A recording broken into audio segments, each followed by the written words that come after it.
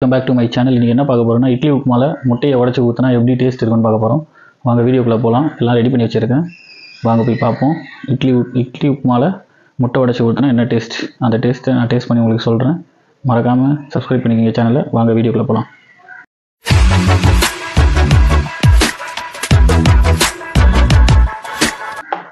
இட்லியை பிசைஞ்சு வச்சுருக்கேன் உப்புமா செய்கிறதுக்கு. அதே மாதிரி பார்த்திங்கன்னா கொத்தமல்லி, கருவேப்பிலை, பருப்பு, தக்காளி, வெங்காயம் எல்லாம் ரெடி பண்ணி வச்சுருக்கேன்.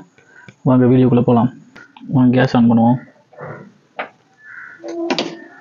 பற்ற வைக்கலாம் கேஸை. எண்ணெயை ஊற்றுவோம்.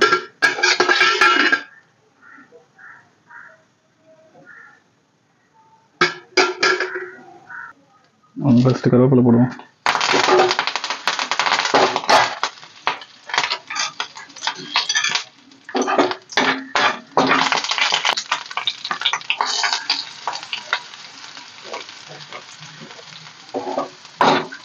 டர்மரிக் பவுடர், மஞ்சத்தூள் போடுவோம்.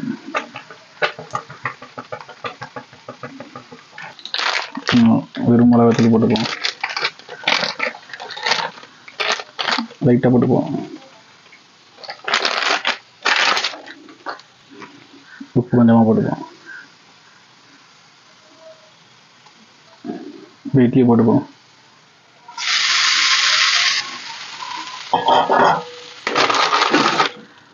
ரெண்டு முட்டை உடைச்சி விட போகிறோம்.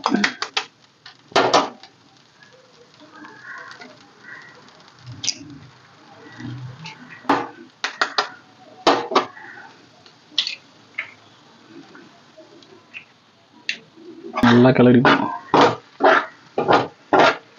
பண்ண போகிறோம். பெப்பர் போட போகிறோம்.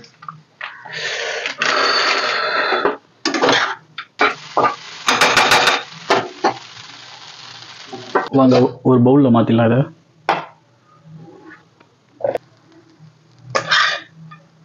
பாருங்க, சுட சுட இருக்கு.